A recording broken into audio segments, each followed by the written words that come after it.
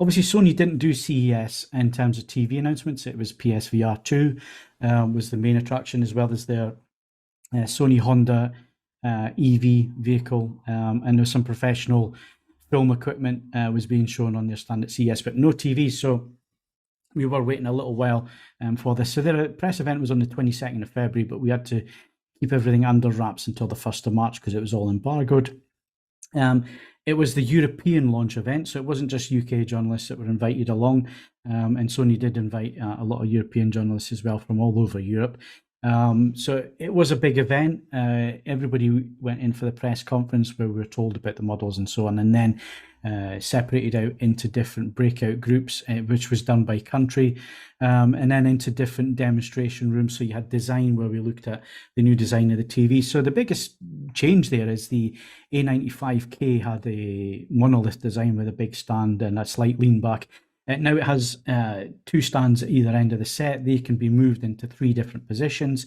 So you can have them at the edge, a little bit further in, or standing the panel up so you can get a sound bar underneath. Obviously, that's the flagship A95L QD-OLED. It's going to be in 77-inch screen size. These samples that we looked at, I don't want to see anything about picture quality because they were pre-production, very early production samples.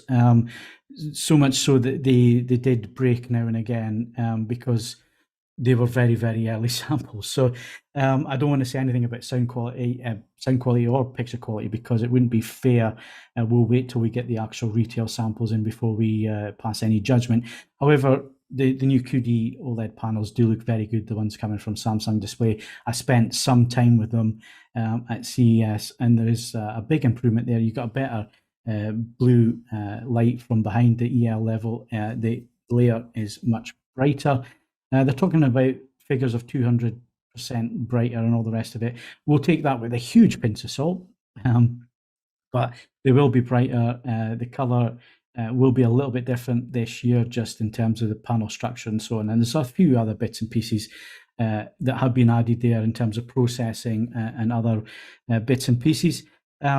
And of course, you've got the Bravia XR processor. The new thing there is XR Clear Image, which is another sharpening algorithm. So it looks at the content that's coming in, and it can tell if it's 24 frames per second Blu-ray that's your player is upscaling to 4K 24.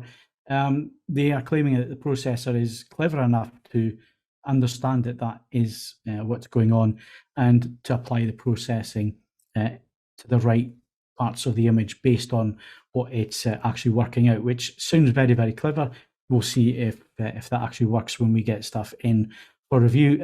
Ian mentioned audio, so you get the Acoustic Surface Audio Plus on the OLED screens, slightly different actuators on the QD OLED compared to the WRGB OLED, slightly different panels, so slightly different actuators to vibrate the panel to create the sound. They should sound the same. Somebody did ask if there was a tonal difference between the panels.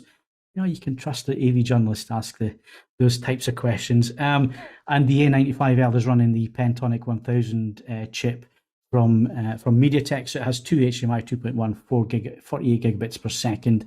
Inputs VRR, ALLM, EARC. It will do Dolby Vision as well at 120 frames, or they're certainly saying it has support for that. So again, we'll check that out when we get the TV in for review. Bravia Chorus had a few upgrades, and you also get 10 credits, 24 months with the top sets there as well.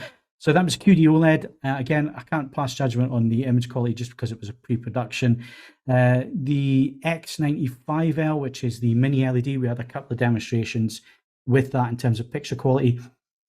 Sony will never, ever, ever tell you how many zones or mini LEDs are being used or what the processing is doing and so on, but they have made some improvements. Those were shown through the demos. Again, manufacturer's demos, so take with a pinch of salt, but certainly the XR backlight master drive looked a lot better on this year's model compared to last year's X95K.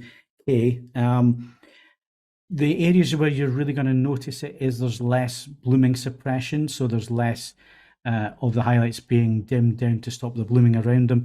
The black bars, there's not as much pollution into the black bars.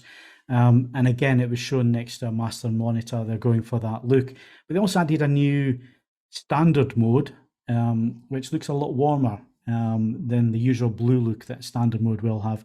So it looks brighter than custom, and custom being the most accurate to the industry standards. It's a little bit brighter, but it tries to retain a bit of that filmic look, a bit of the look of the mastering monitor. So that was an interesting demonstration as well. So those are the two flagship TVs, Mini LED and QD-OLED. Just under that, you've got the OLED or the WRGB OLED, which is an LG panel. It doesn't have Meta and it doesn't have MLA. It's the A80L, so obviously replacing the A80K, 55, 65, 77 and 83 inches in this OLED. It has the XR processor, it has a clear image feature, it has acoustic sound, audio, surface audio. Again, it's got Bravia Core, it supports all the HDR formats, Dolby Vision, HDR10, HLG, etc., etc. So it looks like a nice mid-range OLED TV in there if you can't quite stretch to the QD OLED this year. And then we got just under the mini LEDs, you're then into the full array local dimming backlight sets from Sony as well, which Ian mentioned. So if you want to deep dive into it, go read the thing on the forums that I did a full write-up. There is also Sony's press release attached onto the end of that, and there's also a video where I interviewed Gavin McCarran from Sony. Gavin is always up for an interview at the beginning of the year, telling us all about the range and all the models and all the differences, and there's insert shots that I got nice arty looking shots and so on in the videos as well. So if you want a closer look at the TVs, you can do that through the video as well.